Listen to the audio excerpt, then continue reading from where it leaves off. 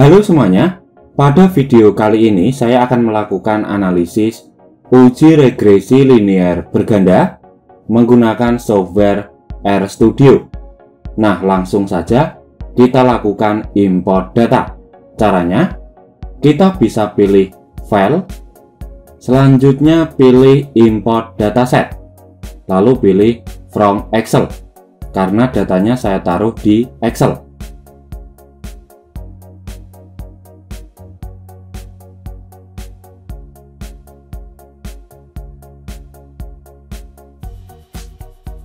Nah, di sini datanya sudah masuk ya. Kita menggunakan data time series. Nah, sebelum kita melakukan analisis uji regresi linear berganda menggunakan software RStudio, alangkah baiknya kawan-kawan semua harus mengetahui apa itu regresi linear berganda. Analisis regresi digunakan untuk mengetahui ada atau tidaknya pengaruh variabel independen terhadap variabel dependen. Nah, untuk regresi linear berganda digunakan ketika jumlah variabel independen minimal 2 variabel. Nah, di dalam video ini kita menggunakan 4 variabel independen atau 4 variabel X. Nah, untuk skala data yang digunakan dalam regresi linear berganda yaitu data interval atau data rasio, terutama pada variabel dependen atau variabel Y. Nah, langsung saja untuk penulisan skrip regresi linear berganda kita bisa tulis di sini. Ini kita isi multiple regression.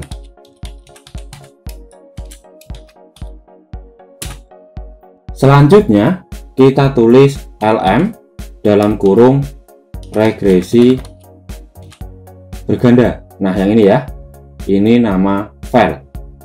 Selanjutnya tanda dolar, kita masukkan variabel Y atau variabel dependen. Selanjutnya tanda ini, lalu kita tulis lagi nama filenya, yaitu regresi berganda. Tanda dolar, lalu kita masukkan variabel independen. Nah, yang ini ya, yang X1.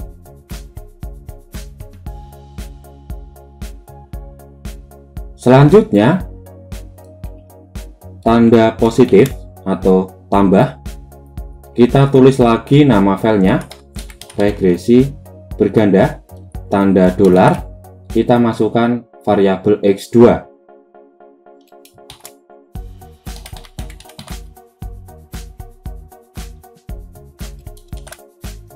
Variabel X3.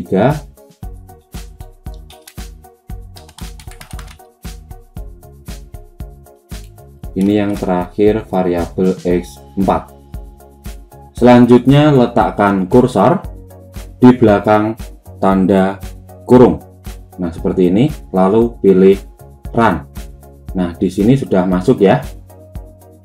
Lalu untuk baris kedua, kita bisa isikan summary. Yang ini summary. Lalu kita tulis ini multiple regression. Yang ini ya, multiple regression. Selanjutnya pilih run. Nah, di sini sudah muncul output regresi linear berganda. Nah, pada output ini kawan-kawan semua bisa fokus pada nilai p-value atau nilai probability pada baris koefisien. Nah, yang ini ya, ini koefisien. Kawan-kawan semua bisa fokus pada nilai probability atau nilai p-value.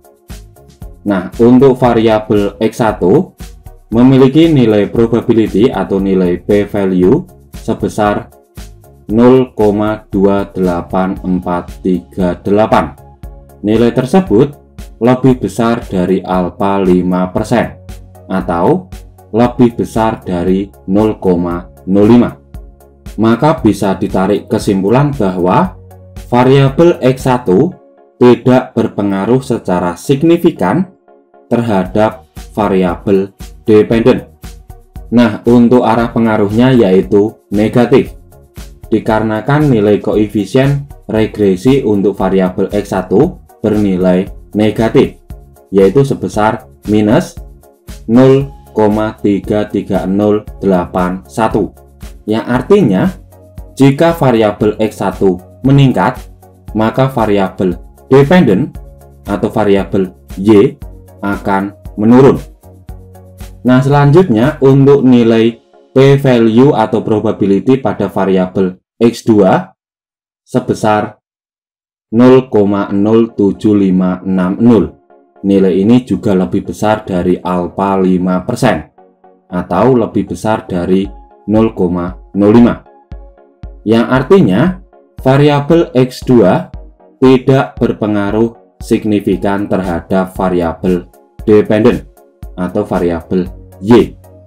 Nah, untuk arah pengaruh variabel X2 yaitu positif, dikarenakan nilai koefisien regresi variabel X2 bernilai positif, yaitu sebesar 0,02051, yang artinya jika variabel X2 meningkat, maka variabel dependen atau variabel Y juga ikut meningkat.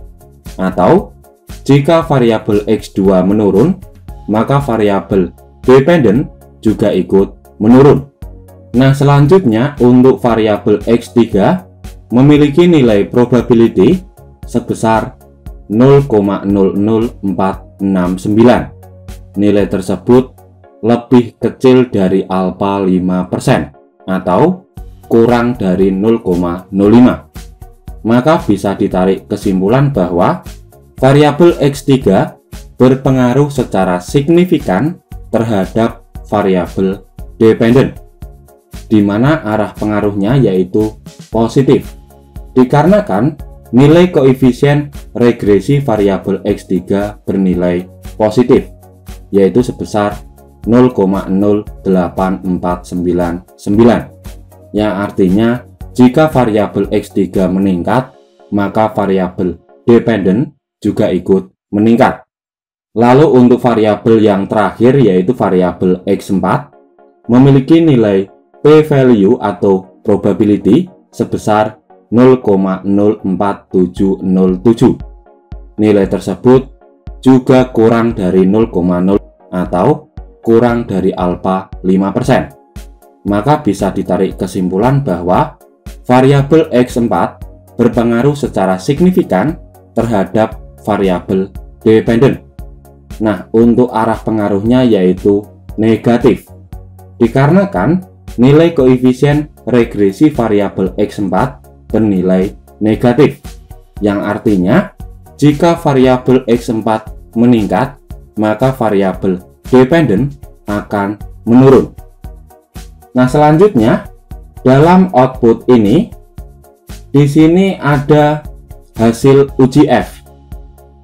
Ini ya, F statistik dengan nilai p-value sebesar 0,002958. Nah, uji F ini digunakan untuk mengetahui ada atau tidaknya pengaruh variabel independen terhadap variabel dependen secara simultan atau secara bersamaan. Nah, untuk hasil koefisien ini merupakan hasil uji T atau uji parsial. Nah, kembali lagi ke hasil uji F ya, atau uji simultan, di mana nilai p-value yang diperoleh kurang dari alfa 5% atau kurang dari 0,05.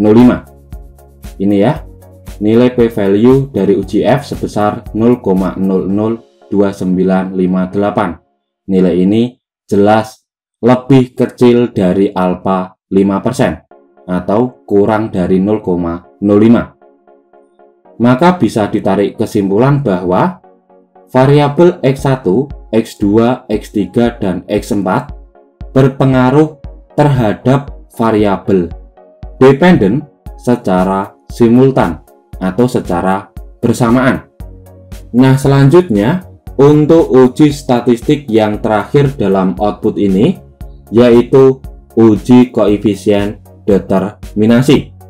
Nah, kawan-kawan semua bisa fokus pada nilai adjusted R-square, di mana nilai adjusted R-square sebesar 0,5387, yang artinya sumbangan pengaruh variabel independen, yaitu variabel X1, X2, X3, dan X4 terhadap variabel dependen secara simultan atau secara bersamaan sebesar 53,87%. Nah, untuk uji koefisien determinasi ini digunakan untuk mengetahui sumbangan pengaruh variabel independen terhadap variabel dependen secara simultan atau secara bersamaan. Ya, kurasa cukup sekian penjelasan dan cara praktek bagaimana melakukan analisis uji regresi linear berganda menggunakan software RStudio. Ya, saya akhiri. Selamat malam dan good luck.